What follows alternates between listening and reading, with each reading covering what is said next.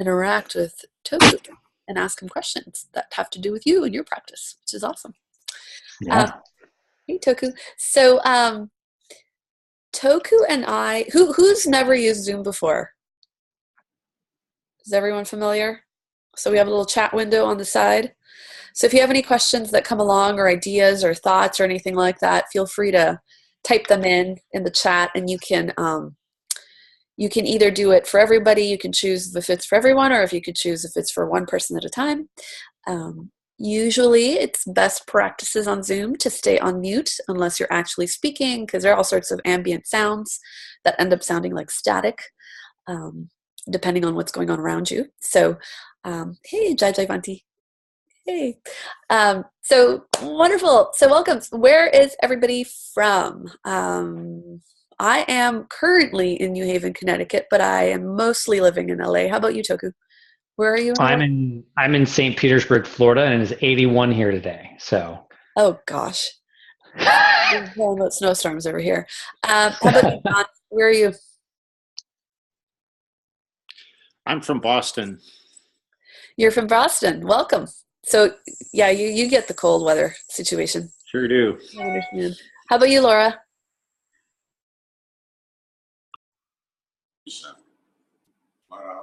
I'm from Romania, Bucharest. Oh, you are? Well, isn't that interesting? So am I. Did you know that? Yes. So Jai Vanti, hey.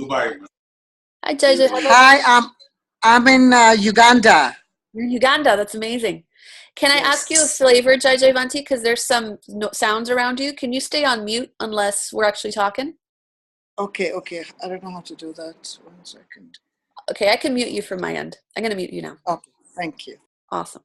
Yay. Sharon, how about you? Where are you from? Are you there? Hi. Sorry, I'm sick today, so I'm not willing to be on camera. Okay. But I'm a New Yorker living in Miami. Beautiful. So you took, yeah. And Dominique? I just moved back to New York from San Francisco. I did that once. How do you like it?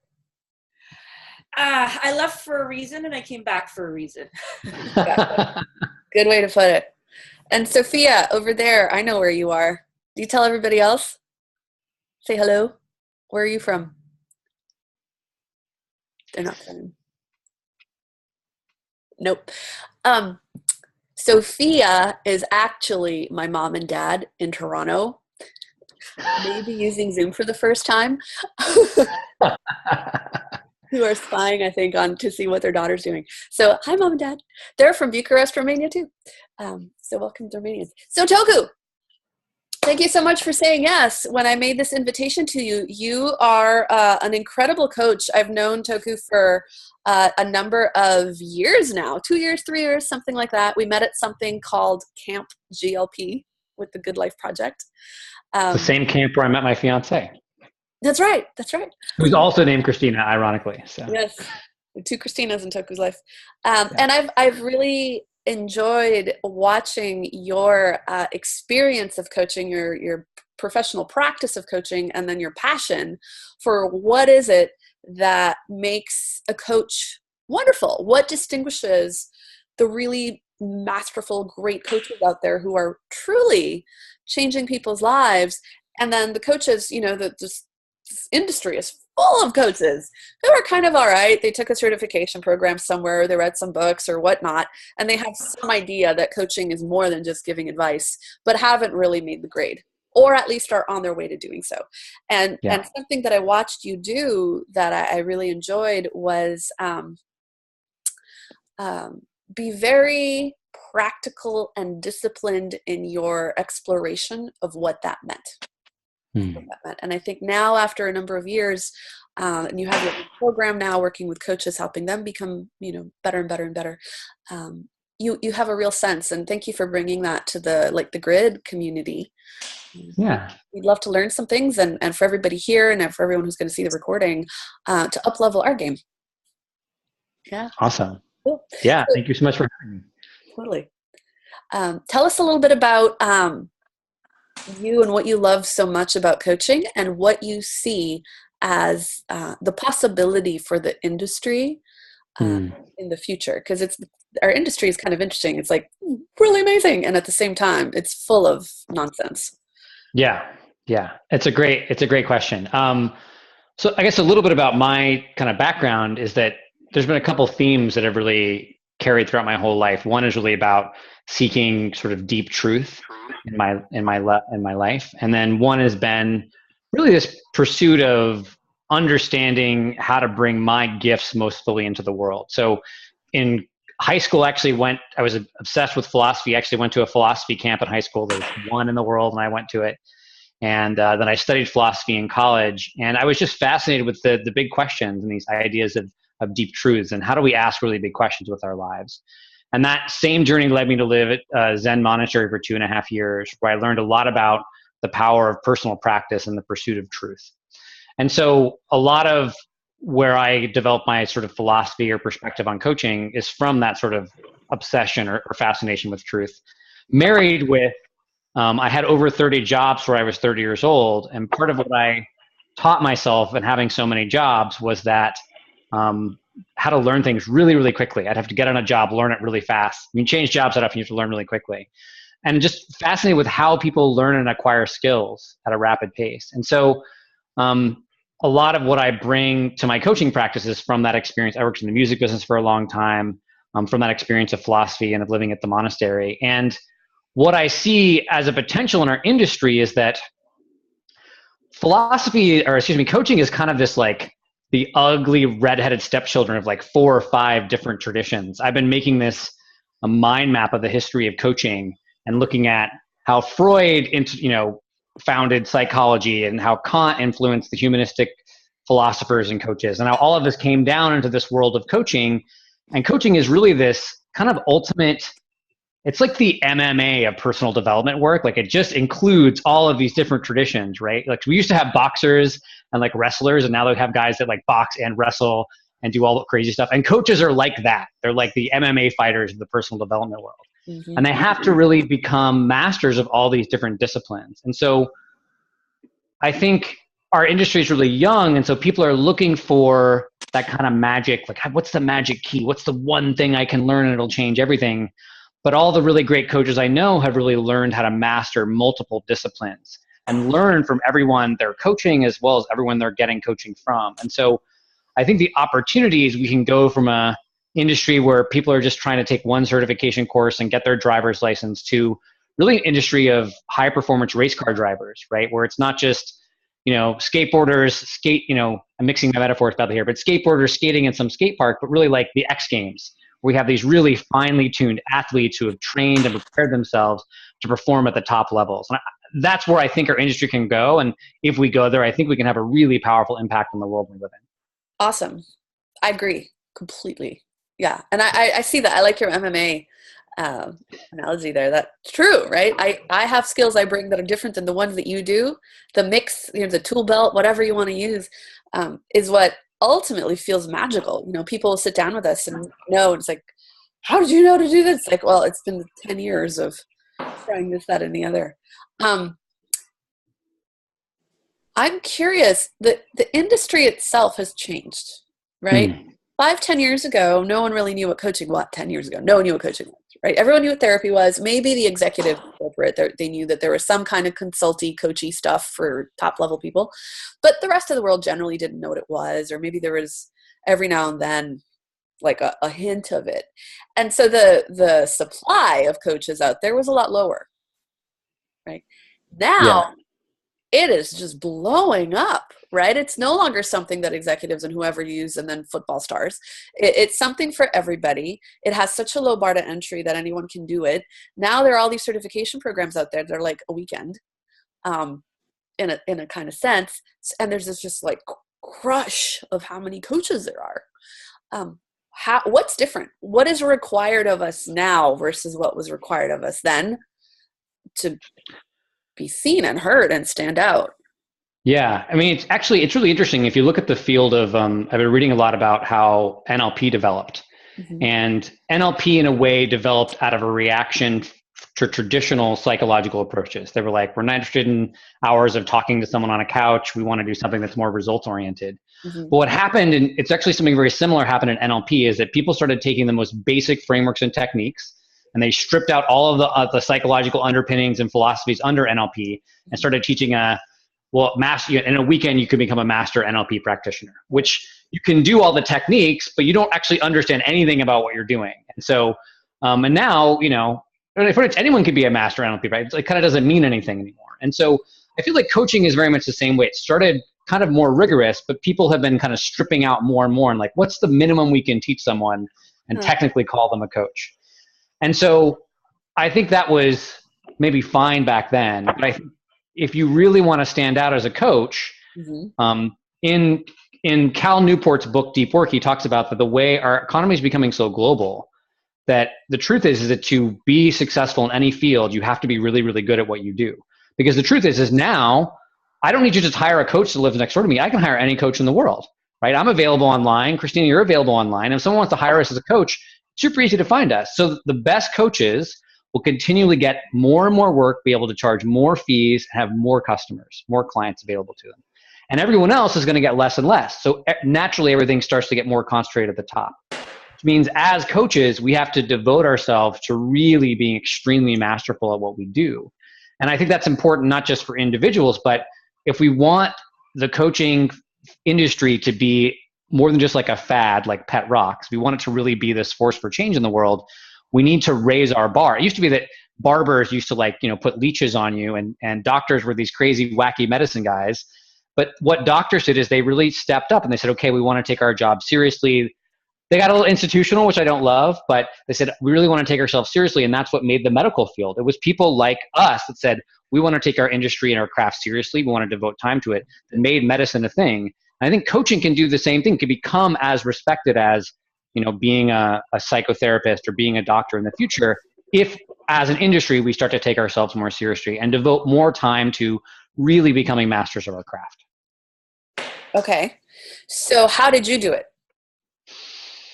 Yeah. So I did it mostly accidentally. I'll be totally honest. Like I just did it based upon everything I'd learned through philosophy and having 30 jobs. But basically the way I developed mastery for myself was kind of a 3-part process. So one is I hired really great coaches or spent time around really great coaches. So Rich Litvin, I've watched, I would never took a class with Steve Chandler, but read a bunch of stuff by Steve Chandler, Michael Neal, Tony Robbins, all the greats. But I didn't just watch them and go, oh my God, like I want to be like them and I could never do that, or just kind of mirrored them, which is what a lot of people do. Try to talk in a British accent or, talk like Steve, which is impossible.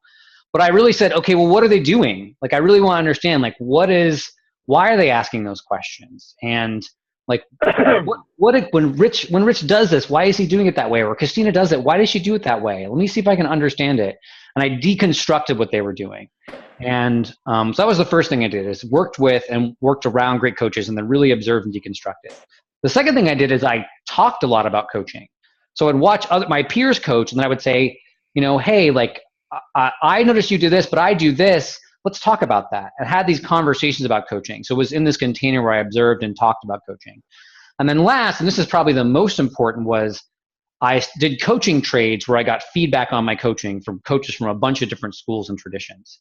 And it was that feedback piece that to me was so revolutionary because if you think about it, any other sport, you're getting great feedback, right? It's like you're hitting the tennis ball, okay, it landed in the court or it didn't. I shoot the basketball, it gets in the basket. With coaching, how do you know if you're like getting it in the court or not, right? Because, and Steve and Rich talk about it in Prosperous Coach. If someone talks to a lamppost, they're going to experience some benefit. So even if you're just like kind of are a good listener, you're kind of helping them, right? So, which is good. It means we can't hurt them. But if I really want to get good, if I want to be more than a lamppost, I need to figure out what is really, really working and what isn't. And having that feedback from my peers and then eventually giving it to myself was for me the big game changer that allowed me to just rapidly iterate on everything I learned and actually improve very quickly. So that last step there, as you're saying that, I feel the immediate resistance to it, right? Right? One is like, I did all that stuff in training school. I'm good, right? the next one after that is, I am I in a place where like it takes courage to ask for that feedback, right? It takes courage to put yourself on the line and say what worked, what didn't work, and hear it and stay open to hearing it. So in a way, that's kind of like an inner state kind of warrior thing, commitment to your craft, to be willing to invite criticism, right? Or criticism of what you're doing. So that's actually commendable. The second place where I feel resistance to that is time. I don't got time. I'm busy creating clients and serving my clients and doing the back end of my business and trying to figure out how to brand and blah, blah, blah, and running the Facebook group. And I honestly, like another call where I'm coaching someone or being coached by someone and doing peer exchanges, I just don't have the time. So that shows another level of responsibility to your practice. If you really want to be a master, how much time do you devote in your day, in your week? How do you design it that there's this consistent thread that you invest your most valuable thing is, which is time, to get better, right? Why was it worth it to you to do both of those things? How'd you get yourself over those humps? I mean, I'm probably not the greatest person to ask about motivation towards practice because I, lived at a Zen monastery. So yeah, I think that's part of it. Actually, it was in a way before I moved into the monastery, my life was so disordered. I mean, I smoked probably quarter a pot a week, and I was just like a party. I had long hair and dreadlocks, and I wore patchwork pants. I was a total hippie. And the experience of being at the monastery and in Zen, they say you don't sit to become a Buddha, you sit because you are a Buddha. And so I think that there's this mindset of, well, okay, what do I really need to do to get good enough? Right. And I think that's what coaches kind of show up with. Is like, what is the minimum I need to do to get good enough? And I'll practice that much, then I'm good enough, great, and then I'll go make a bunch of money. But the truth is that people who are really at the top of what they're doing, they're always asked, the question they're asking is, how can I just keep getting better? Just constantly be getting better and focused on every time I coach, how can I be getting a little better than I was before?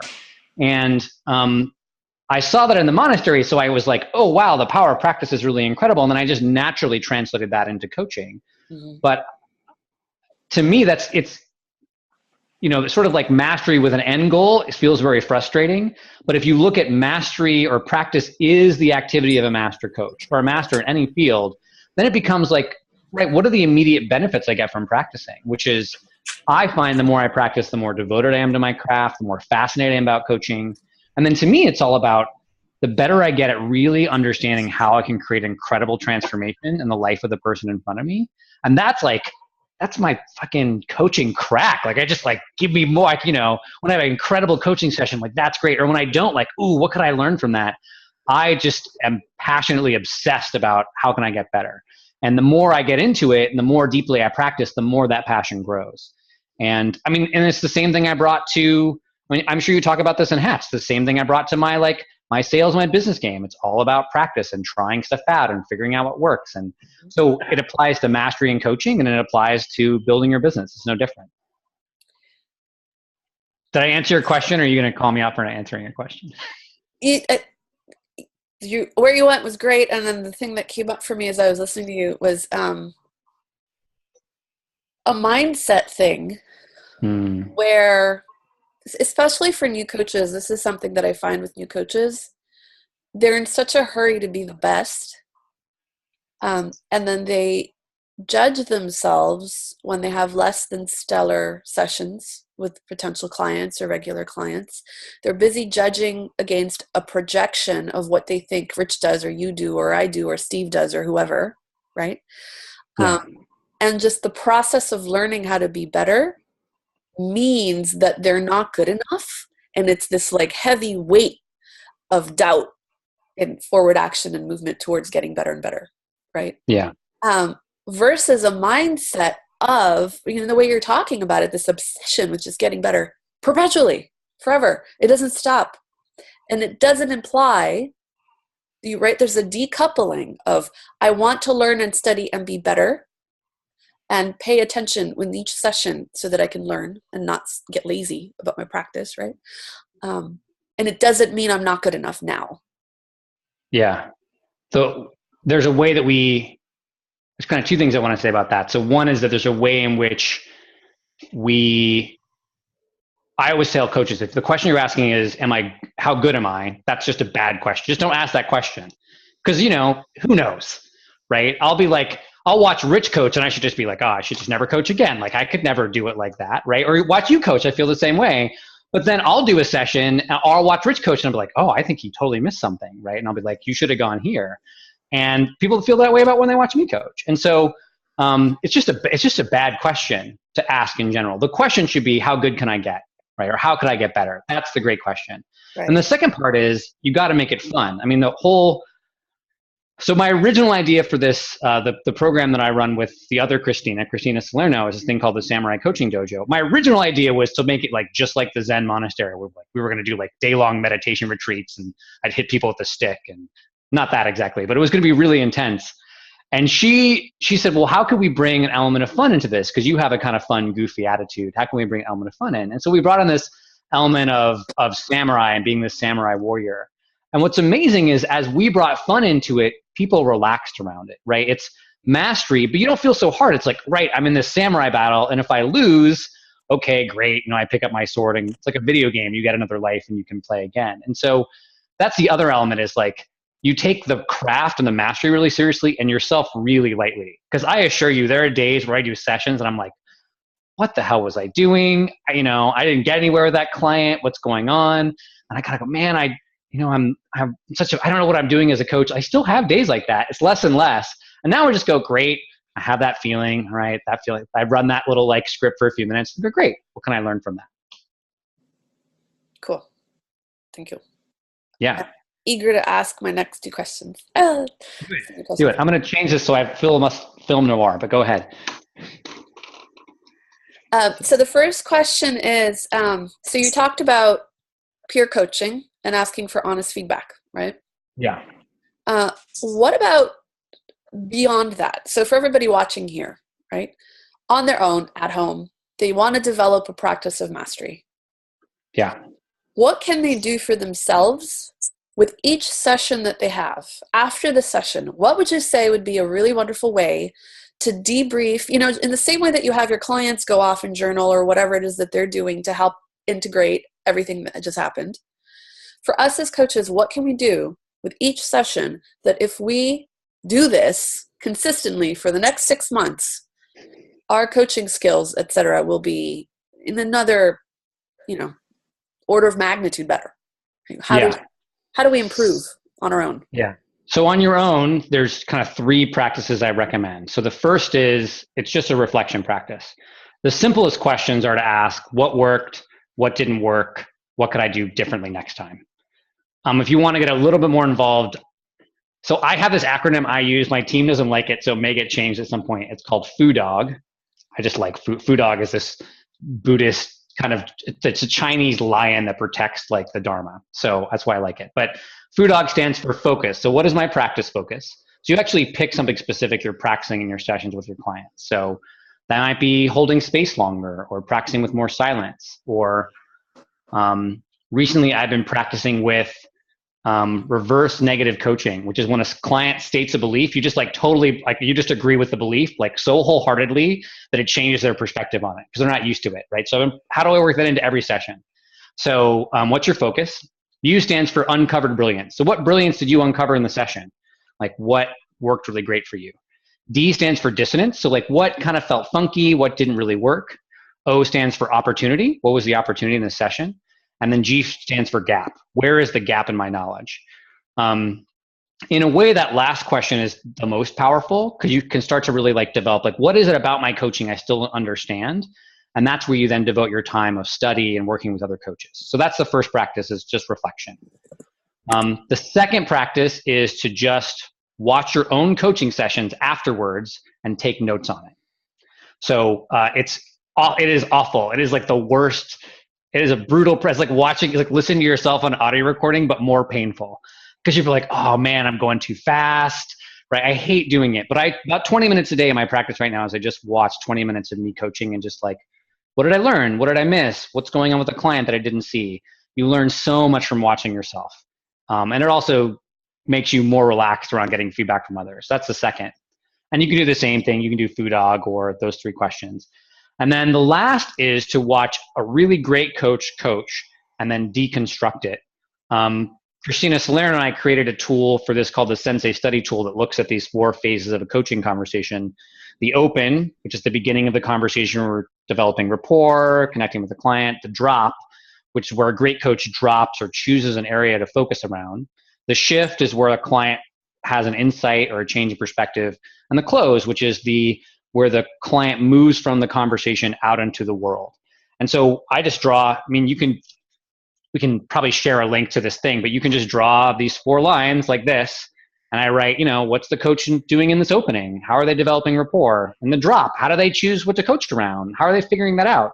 And the shift, how do they create a shift with the client? And then the close, what are they doing to close the conversation or end it out? So I've used Jason Goldberg's Master Circle, recordings of Rich, recordings of Tony Robbins. I used one of your recordings for a while.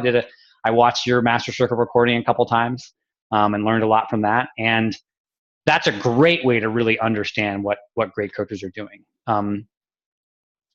And having said all that, none of that is as valuable as getting really great peer feedback, because you just don't see what you don't see, right? Part of the whole reason we created the dojo was, well, you get that in training school, actually being in an environment where you have five or six of your peers watching you and then a master coach watching you all at the same time and giving you feedback. It's so valuable and it's so hard to create that's why we created it, because it's that peer feedback is like self-feedback, but one level up. Right. Could you share with everyone, so if they want to go off now and begin witnessing their own coaching in different ways, whether retrospectively thinking about it or watching their own videos of it, or the feedback they're asking for from somebody that they just exchanged coaching with, what would you say some skills are, some particular things that master coaches do that you've seen? You've studied a lot of coaching now and a lot of coaches, and you've seen a lot of this.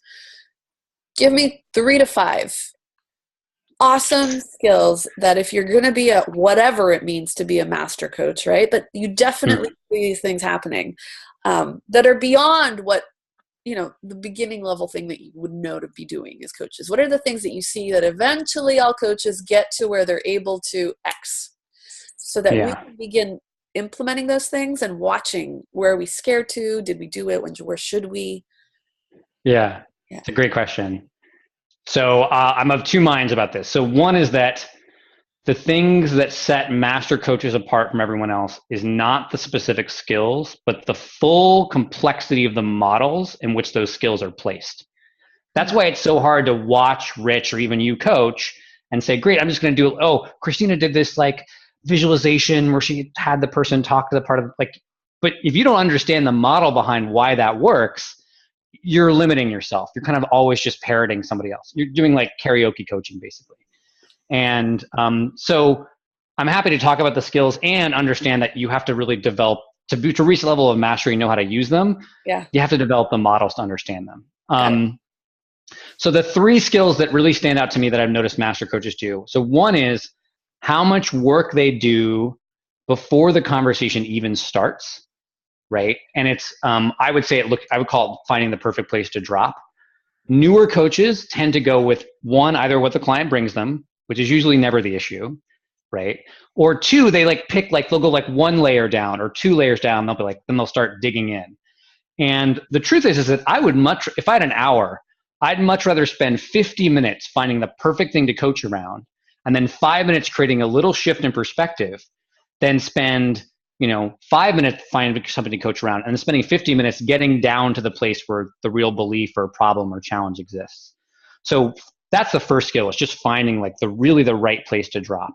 And for most new coaches, it's deeper, more time in the open, more time really figuring out why is the client really in front of me? What are they really struggling with? More time doing that kind of work. So that's the first skill.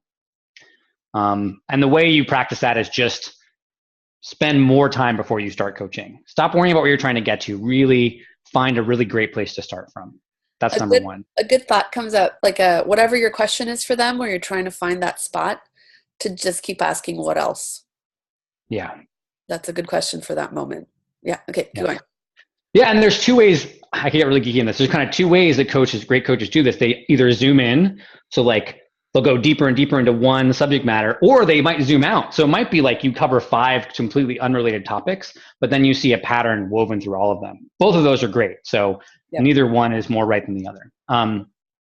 The second one is this thing called creating awe. Rich is so good at doing this. Tony Robbins, if you look at Tony Robbins, his whole event is designed and prepared around so that people are like at a super heightened state when he comes on stage. So it's just like easy. It's easy. He literally has like lights and staff and music to prepare people so they're ready to coach. So people are like, oh my God, how does he create such big transformation so fast? He has been pumping up people for hours to prepare them for coaching. If I could have someone do that before my sessions, I would have incredible results too. Like that's, but, and Rich does the same thing and does it really fast. So it's this creating awe. How do you create a container for your coaching conversation that creates the most possibility for your clients? And part of that is the work you do before the session. How do you talk about the work you do? But in the session, it's how slow are you talking with them? How deeply you're connecting to them? How much are you connected to your breath? What is the feeling of your coaching conversation? Because what's amazing is you look at the world's best coaches, it's not just what they say it's the feeling of the conversation. And that's what I call creating awe. And so for a while, I practiced like, how do I just create awe in every conversation? I like that word. Yeah. It's a little trickier to do, but it's really powerful. I'm getting an echo. Is that just here? I don't hear it at all. Okay, that's fine. It just went away. So that's the second one. And how do you practice that one? I would just try a bunch of different stuff out. Okay. It's very subtle. And then the third one is what I love to call it's the simmer. Rich calls it leaving people on the hot seat. Different people call it different things. But it's where you leave a client in an incomplete state, right? And it could be you simmer on a subject matter for a session, or you simmer on the entire coaching conversation. And as coaches, we have this fear. I've noticed coaches have a fear of leaving their clients kind of in an uncomfortable place. Like they kind of want every session to be tied up nicely with a bow, and the client's got their 3 action items and they're ready, And I think if you're always doing that with your clients, you're not really serving them as powerfully as you can. And if you can have the client be a little incomplete, and it's like, it's like a crock pot. You're like putting the lid on and they're like going throughout their day and it's just bubbling. All that transformation is just bubbling in there. And to me, the best coaches I've seen are just masterful at simmering a client, whether it's just a few minutes or whether it's over the course of a whole coaching arc. It's just an incredible skill. And I think the way you practice that is just when you feel a client almost about to complete or wrap something up, just pause and just see what happens if you just leave them in that state and be okay with it. It feels uncomfortable as a coach because you want them to be complete on it. But if you let them simmer, that work, that powerful work you're doing, it just holds out and it really can create this lasting change over time. Can you describe, so that one, right? That's so hard to do because we want to fix it, right? And we want to fix it and we want to do good work, which looks like the client completing something, right? And secretly, maybe it's just me, right? Might be just me. I want my clients to like me. Yeah. I don't want not me. I want my clients to like me. Well, I could do, ask no, I know what you're saying. End up as a super crazy badass that they don't like very much. They think I'm all nice from the videos they see. But anyway, but still, there's this way, like the discomfort is they're not going to like me. They're going to want to quit coaching, or something. Like there's just some weird thing where you just do not socially leave people uncomfortable. I almost feel like as a tribe of coaches, we should like have some sort of special, like a tattoo you get when your first client quits because you pushed them to your edge. Like you should get like some sort of award when it's like, I'm like, man, if you never had a client quit, what are you doing? I mean, I totally have had clients quit. So, I totally get that one. And it's really hard to get over that sort of having people like you thing. What have you seen that's so magical that you can convince us all right now that it's the best thing ever? Oh man, I'm like, ooh, what's a really good example of that? Okay, so we had we had a client who was a coach that we were working with, and we had a conversation with him in the dojo, and he was a really kind of timid guy. And I told him, so we had a session, and I told him, I gave him feedback about, like, you need to really step up and be more powerful in your sessions. You're not challenging your client enough. You're not leading in powerfully enough. And at the end of the session, I said, if you coach that timidly again, I'm going to stop you immediately. And then that's it. I didn't talk to him for the rest of the call. And so that was a really uncomfortable place to live for him to live in, right? But what happened on the next call is he came on, he really stepped into that challenge, and it was the best coaching we'd ever seen him do. It was like a night and day transformation, right? He was like kind of a technically good coach, and he was asking good questions, to like, whoa, like, where did this powerful coach come from? Mm-hmm. And it all became because I didn't say, great, if you do that again, right, and how can I support you, and here's your 3 practice items, is I just put the challenge in front of him and walked away. Now, I knew enough about him to know that he'd probably step up to it, but it was a risk I took. But it was allowing him to sit with the discomfort of that challenge that helped him step up and coach really powerfully. To contrast that, though, we did have a coach in the dojo one time who she was a really experienced coach, and probably the most experienced coach we'd ever had. We said, you're going to get really triggered because we're going to make you, at some point, you're going to feel really foolish, like you don't know what you're doing. And when that happens, let's have a conversation about it. And that happened, and she just quit the dojo and completely disappeared for 2 months. And so, and the same thing happened. She freaked out on a call. It wasn't my call. It was the other Christina was running it. And I wrote her a message, and the message was, you got reactive. Congratulations. I'm so excited this happened. She did not like that email at all.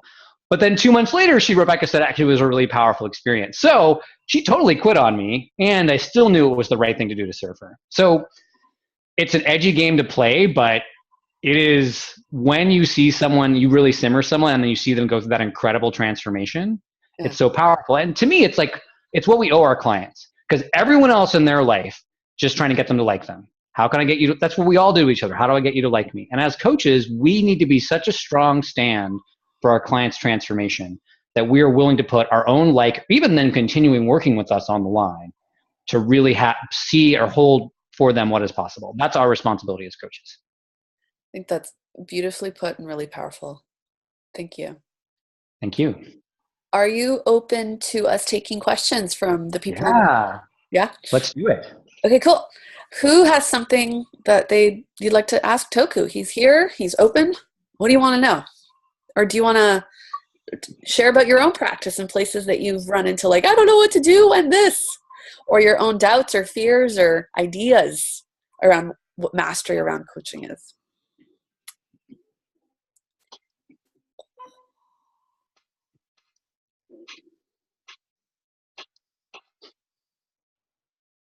Jen, how do you integrate the spiritual aspect? Jen, can we see you? Are you somewhere? I could like see you and unmute you, or at least unmute you. Unmute. Oop, unmute. There. Hey, Jen. Hey, welcome. Hi. Thank you. Yeah. Yeah, I was just wondering, like, because you were talking about the sort of being in a very sort of deep spiritual practice yourself, like how you find a way to weave that into these powerful conversations that you're having. I don't know how spiritual practice doesn't find its way into coaching. I don't know how you could be a great coach without having some sort of spiritual relationship with your craft. At least I don't know any great coaches that don't. So to me, coaching is in some ways the ultimate form of meditation. You know, my ability to coach my client in front of me has a lot to do with how clear and clean and open my mind can be. There's this great line from a book, Love's Hidden Symmetry or Perfect Symmetry, which is all about family systems theory, which I love. And there's a line in that book where it says, it's talking about a spiritual teacher, says, what I do is I sit with the client like 2 sailboats in the bay, and we both wait for the wind to arrive. And to me, that's what really great coaching is that it's not you having an insight or the client having an insight. The insight is arising in the moment. So to me, everything about coaching is a spiritual practice. Specifically, what I bring from my spiritual practice into coaching is a belief that we all have direct personal access to a boundless capacity for wisdom and compassion. So I don't hold the standard of that. You don't hold the standard on that. And one way I've looked at coaching is that what happens when clients hire us is they're projecting onto us the wisdom or greatness they can't see in ourselves. And if you're a really great coach, when the client leaves you, they should be in full possession of that gold, right? Your job as a coach is to get the gold back in their hands. So that's kind of how I bring my spiritual practice into coaching. Is that's how I hold every client that I have. And I'm also really clear that coaching to me is one answer to my spiritual practice, which is to create enlightenment everywhere I can, just everyone around me. And I bring that same depth to my study of mastery and how to become a great coach. Like, how can I use my study of coaching mastery, yes, to help other coaches and to help myself, but to achieve that deep purpose to free all beings from suffering? How do I bring that into even the way I think about mastery? That's great. Thank you very much. Yeah. You're welcome. Something I'd like to add to that arose as the question came and you were answering it was when you were talking about the two boats in the bay. I think this moment in a coach's life cycle, lifespan, etc., experience as a coach is definitely a distinguishing moment that they somehow rise or expand into their next level of mastery. And that's that moment when you can finally let go.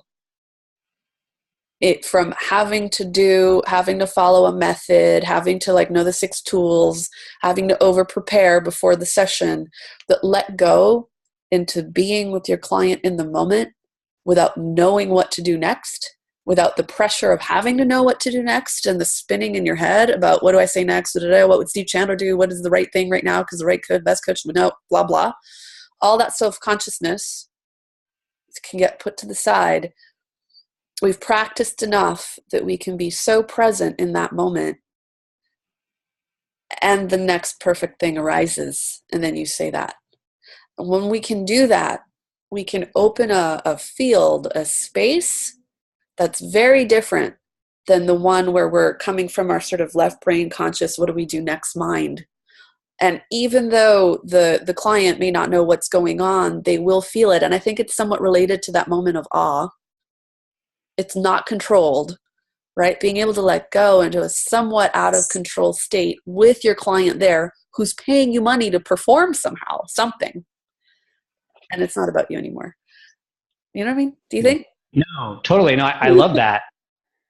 I think there's the one distinction I want to draw is there is a almost cultish, fetishist thing, this idea of called pure coaching, which is what are basically people describing as Carl Rogers flavor coaching, which is sort of based in this sort of self-centered, person-centered therapy, which is that coaching should all be about the client and the coach just discovering things together, and you shouldn't suggest anything. You should only ask questions, and if the insight doesn't come from the client, then sometimes as a coach, I know in the bay, the wind is over there, and we need to go over there, and I need to get us over there. And once we get over there, great, we're going to sit in the wind and wait for it to come together. But there's no such thing as pure coaching. Pure coaching is just sort of like where the origins of coaching. So to me, the best coaches, very few of the best coaches really practice what I think some people would call pure coaching. And so there's a difference between relaxing and being that moment and completely relinquishing all responsibility as a coach and being like, well, if the client doesn't have the insight, we're just going to sit here quietly together till something arises,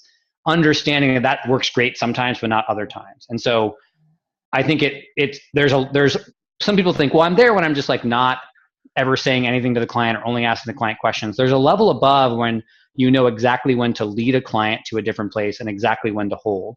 And you're not too hooked on one or the other, which is like all advice giving or all just like sitting quietly and going, every time they say something. There's an art that is above both of those possibilities. Totally hear you. I think in the space that I'm talking about, now I need to go tell them to do 6 things would come up for you to know to do Absolutely. that. Yeah. Absolutely. I'm not saying, I totally agree with you. Completely agree with you. Yeah. I just think that some people, I think that's one of the dangers. We talk about this as coaches, this place, and then coaches go, oh, great. I just need to like relax and just kind of be this floaty, airy, fairy coach. I'm like, well, no, that's not what we're saying. Yeah. That's not what we're saying. So I hear that a lot. And early on as a coach, I was like, oh, I'm just supposed to just be there. But there's like a bunch of work that you have to do before you can relax into that place. So cool. Ron, do you want to ask your question live? Say hello. Sure. Yes. Just so everybody knows how cool Ron is, can I put you in the room properly? Sure. Yes. Sure. Something like 10 years ago, I was working as an assistant at a nonprofit, making zero money in the most stressful time in my life. I was not officially a coach yet at all. But I knew this was what I wanted to do. Like, my hair was falling out. I was really actually in a state of kind of way under the poverty line, trying to figure out how to do this coaching thing. And I was the assistant in this meeting with these people who were running a nonprofit, and they had hired Ron to come in to help them work out vision statements and next steps, and it's sort of a little leadership weekend thing. And I'm just taking notes. But I participated and spoke, and Ron listened, and he heard who I was, and had a sense of the potential there. And I literally didn't have money for lunch. And I think, like, it was scary money wise for me. And he, out of his own pocket, gave me something like $150, which to me at the time was an insane amount of money. And he said, take this, give it back to me when you have it, when you kind of like when you've reached that level and you're bringing it in, and then you give it back to me when you're good. And that moment meant so much that I remember, like, it was like years later, 4 years later or something, I had my first $10,000 month. I was like, Ron, give me your $150 back. But just, he's somebody who walks through the world really looking and giving and serving without attachment in the most incredible way. And thank you so much. I'm so glad you're on this call. It's beautiful. Thank you. Okay, you have a question. Yeah. You can hear me, right? Mm-hmm. Yes. So we've all had clients quit, but my question is, have you ever fired a client, and why did you fire them, and how did you do it? So I have fired clients. I think that most people fire clients for the wrong reasons. And I've actually been in a bunch of discussions recently about coaching fit. And is it a question of, is the client a fit versus, like, do you just not have the skill to coach them? And what's that balance there? So I actually think that every coach should have they should always work with one client that just kind of annoys them or is really tricky for them. I always try to have at least one client. I never tell which one is that one, but I always try to have one client where I'm just like, ooh, I don't totally know what I'm doing, because it forces me to become a better coach. So I like working with those clients. And there's certain clients that I just don't fit with for whatever reason. So I think there's a match there. The reason why I fired a client, it was actually a client I'd signed a $100,000 coaching deal with. And I fired him because the deal was, it was for equity in his business, and he just wasn't showing up. I was just like, you're not showing up powerfully. And so I said, hey, I think that if we're going to work together, I'm going to need to come to you. We need to make an agreement where you put some cash on the table, because you're not treating the equity seriously because in the way you're showing up. If it really meant this much to you, you would be serious about this. So I need to put some cash on the line. Otherwise, we can't keep working together. And he said, I'm not willing to do that. I said, great. I think we're complete. And I recommended a couple of coaches for him to work with. And I just was really clear. I said, I'm a real stand for you showing up powerfully. And right now, it does not seem like you're able to show up powerfully without cash in line. That's my belief. And so I said, and I'd be happy to help you find another coach. And if we need to rip up our contract, that's fine. So that's the main reason why I've fired clients in the past, has been typically because they're not really taking the coaching seriously. They're not really showing up for themselves. But I always put them at choice. Say, here's what I'm seeing. Here's what I would need to feel good about our relationship. What do you want to do? And I always give them an opportunity to step up. And most of the time, they either step up and it works, or they say they're going to step up and they don't, and then I just end the relationship, or they just say, I'm not open to doing that. And I say, great. And I just end the relationship as cleanly as I can. Do you give them their money back? I've never had to give a client. I had a client completely disappear on me, and the CEO that took over her business came to us and asked for their money back. And I said, I'm sorry, we don't, the agreement is that you pay us until it's complete. And I actually didn't used to have coaching contracts. I'm starting to use contracts now. Just I'm getting into numbers where it's just like, if I don't have people are like, you don't have a contract for this amount of money, it's crazy. So I was like, okay, I guess I should have it, because I could get sued for a lot of money now. So probably should have a contract. And we didn't have a contract. They could have come to us and said, like, great, show us the contract. That'd have been like, I have a handshake agreement with your old CEO. But they just kept paying us. So I've never had to give somebody their money back. All right. Knock on wood. Does that answer what you were looking for, Ron? Yes. Yeah. Awesome. Thank you. Great. And thank you for the great introduction. Yeah. I neglected to mention he then coached me pro bono for a number of months just to get me going. Don't Well, could have made it. Go I ahead, Ron. remember you being on you were sitting on your bed when we talked, and the bed was in the middle of the living room of a sort of multi-person loft. And I thought, no, she's not going to be here for long. Good. Yeah. One person thought that. The power of someone believing in you is amazing. Amazing. I was living in the living room. What I love, Ron, is that Christina carried that on, because so the whole reason why Christina and I know each other is because she heard me ranting on about the Prosperous Coach book on this bus. And, you know, she's like a super experienced, successful coach in Rich Liffin's group. She could have been like, who's this coach that just got started, doesn't know what he's doing? She took the time to talk to me. She offered to introduce me to Rich. She, you know, and it really has promoted me to be a part of 4PC, and has been every time I remember my first like year after that, every time I got stuck, I would be like, Christina, like, what do I do? And then you'd say something really simple like, well, how many conversations are you having? And I'd be like, fuck. And then I would go on. I would only need one phone call with Christina, and then everything would change for me. So I think you've carried on Ron's mission of doing goodness in the world very well, Christina. Awesome. Yeah. Thank you. Cool. Okay, we have 7 minutes left. Quickly, does anyone have another question? Give us a hard one, guys. Come on. I have a question. First of all, Christina and Toku, I want to thank you for your distinctions about being present in the coaching session. I remember when I first started coaching, I had all the questions lined up and all the materials to make sure that I was saying the right thing at the right time. And I love what you said, Christine, about learning to just let go of all that and be present in the moment. But at the same time, having the balance, Toku, of being present and taking responsibility as a coach. I love that as well. My question for you is, what part of the Prosperous Coach did you like the most, and what have you benefited the most? And the reason I ask that is, for me, my background for coaching, I spent 10 years in ministry. So a lot of interaction with people and listening to people. And then I've taken a ton of different coach trainings. But the struggle I'm having right now is asking for the money. Yeah, that's a great dilemma. I could talk for hours about, I have a whole thing. I'm at some point I'm going to write a book called Coaching Beyond Yes and No, which is all about the coaching that happens after you ask for the money. Because the way most coaches think about, and this is not in the Prosperous Coach, this is like Prosperous Coach derivative. The way most coaches think about coaching is they go, look, so I have create, and then I propose, and then it stops. But there's this amazing conversation that happens after you ask for the money that's incredible. And it's sometimes the most powerful coaching you would do the whole time. Because the truth is that any client that's in front of you, they have talked with I'm going to do these changes, and I've got these dreams in one day, and they've done all of that. The one thing they have not done is actually commit to changing, right?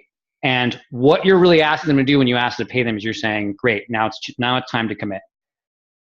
And it's in the struggle of that commitment where the most amazing coaching happens. And so, and this is, some of this I got from the Prosperous Coach. To me, the thing I got that was the most valuable from the Prosperous Coach was kind of everything is coaching, right? That all of that is, it's all really kind of about, it's kind of focusing that attention around coaching. There's some things I think the Prosperous Coach leaves incomplete that if you actually study sales more completely, that actually really susses out.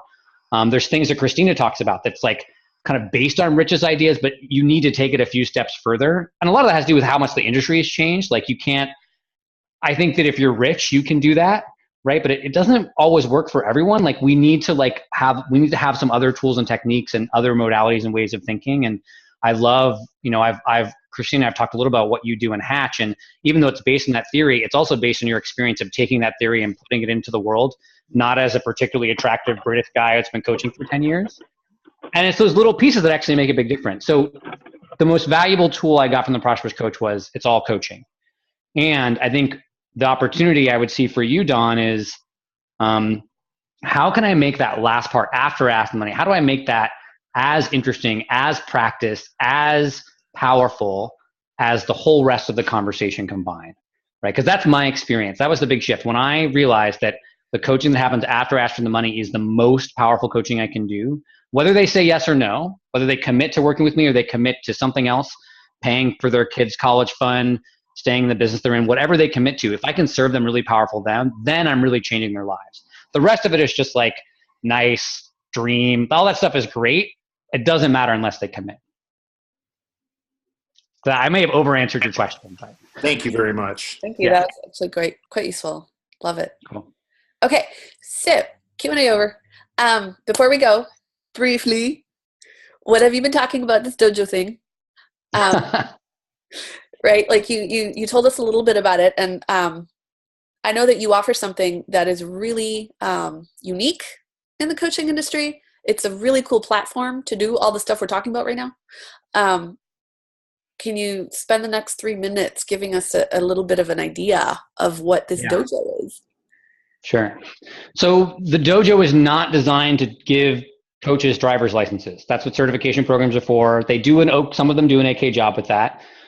Our goal is we want to train an army of the world's best coaches. So we don't want to teach you like, here's how you turn left and here's how you parallel park. We want to teach you to drive like a race car driver, really, really fast, like one of the world's best coaches. And the way that we do that is that mastery is highly dependent on the fullness and the completeness of the models that you have for coaching. And the best way to develop your models is using the 3 techniques that me and Christina Salerno used when developing our coaching, which is to watch other coaches coach and give feedback, to have your own coaching watch and give feedback, and to work with really masterful coaches who can see the biggest opportunities for you to grow, and also get a chance to watch them and have them deconstruct their coaching. So basically what the dojo is it's a super short, super intense program where we teach you, one, what really help you discover what your coaching voice is, right? All these coaches are out there going like, what's my niche? If you don't know what your coaching voice is, you can never find your audience. So who am I as a coach? Like, what is this unique thing I bring to the coaching world? And then 2, what are the things that I'm doing that are really great and really powerful? And what are these little things I'm doing? Because often it's 5 to 10% of the stuff that newer coaches are doing that if you just get rid of it, the rest of your coaching really stands out. And what's amazing is a lot of what we do in the dojo is actually just taking fewer things, little things away. I remember one coach, great coach, this French woman, beginning to end of her session, she would get kind of giggly. It just ruined her power. She's like, I can't sign any clients. What's going on? And we were like, oh, well, at the beginning of your session, you turn into like this little girl. She was this like powerful businesswoman who turned into a little girl at the end of her sessions. And it left her clients feeling like, well, I can't take this woman seriously. And we started getting rid of that. We said, great, hold the power that you have in the middle of the session through the whole conversation. All of a sudden, she started getting clients. Her clients started getting incredible results. So it's sometimes just taking those little things out. So the program is basically, it's 8 weeks in total, 6 kind of core calls. And what we do is we teach you different frameworks for examining the coaching process. So you can understand the coaching process from the client perspective, from your own perspective as a coach, and from an outside perspective. So we teach you the foundations of what it takes to become a masterful coach. And I could tell you all, I could do the thing where I was like, the coach came to us and they had the 6-figure month, and I could do all that stuff. But in some ways, the most powerful work we do with coaches is we set them on the path to mastery. So it's starting on February 15th, the next round. We're doing another one in the fall. We have a couple more slots open, and I made a deal with Christina that we'd keep a couple slots open. So if anybody is interested in doing this round of the dojo, you need to let me know in the next 24 to 48 hours, because we're literally closing the doors at the end of this week. If you're interested, we'll do it, and we can set up a conversation to talk about it. We're really only interested in working with coaches who want to commit to lifelong mastery. You can be a new coach, that's fine. But if what you're focused on right now is just growing your business or something like that, which is fine, go sign up for Hatch. Hatch is an incredible program for that. And if what haunts you is this question of, I don't know how confident I feel, I'm not sure if I'm bringing all my powers to my clients, I don't know if I really know who I am as a coach, if those are the things that are holding you back, we'd love to have a conversation with you and get you started on that path to mastery that we really need our whole industry to be on. Beautiful. And for everyone to know, this is the first and only person I've ever brought on to Light the Grid to talk about what they're doing, because I think it's so freaking important, and I love how Toku's doing it. So thank you for coming and joining with us. Everything, I got a few little key insights in there. I'm going to put the recording of this in the group in a couple hours with the downloads and stuff. If you all could do me a favor so that everyone else in like the grid could also see the recording, know it's there, and be inspired to watch it, if you could post underneath that thread, and I'll put it in there, what are some insights you got for yourself around your coaching? What are you going to do now that you've spent this hour with us that's different? What ideas do you have? And share those with the rest of the group, and I think that'll help lead that group up. Thank you so much for joining us from all over the world. So nice to see your faces. I can't wait to do a next one of these. Yay, thank you. Can you include those questions in the Yes, I will do that. I will absolutely do that. And see you on the grid. Bye. Bye. Thank you, Christina.